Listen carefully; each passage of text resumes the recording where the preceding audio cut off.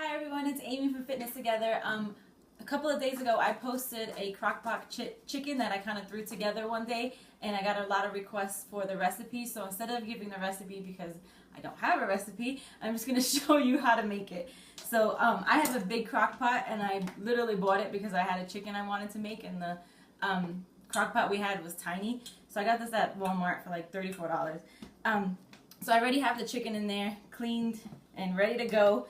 And really, all I did, and it literally took me 5 minutes because, like I said, I had a meeting at the gym the other day, so I had to just rush and make this.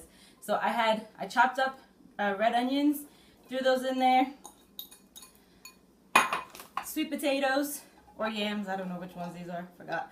Last time I used carrots, I forgot to buy carrots, so no carrots, but you could use, zucchini, squash, anything you have on hand, just throw it in there. You don't want to get too technical about it. Then I'm going to pour a bunch of water. The water is not hot. I'm just using the tea kettle for camera purposes.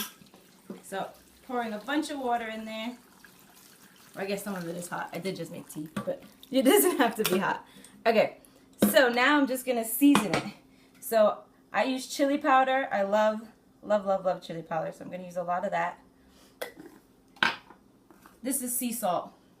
I'm just using the canister. Throwing that in there. And you see how fast I made this, so there's no excuses.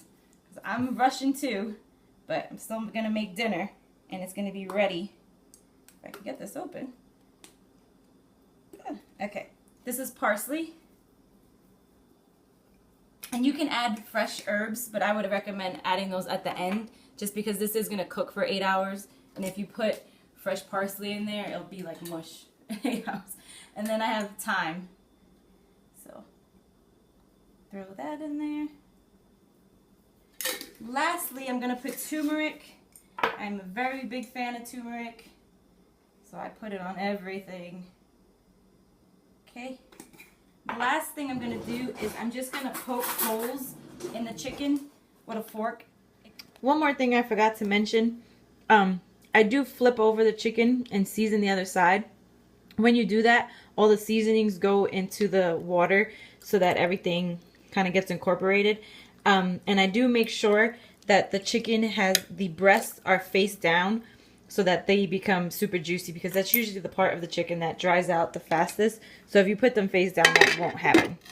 And then you set it, and we'll come back in 8 hours.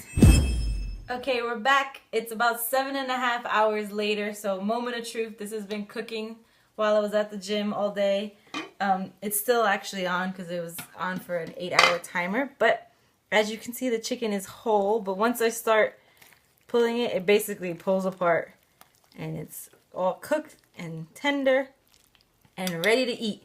And I do save the bone broth. Like, this stuff is full of nutrients, so don't just dump that out. I'm making quinoa right now, and I'm gonna make a green, and then there you go, I have dinner. So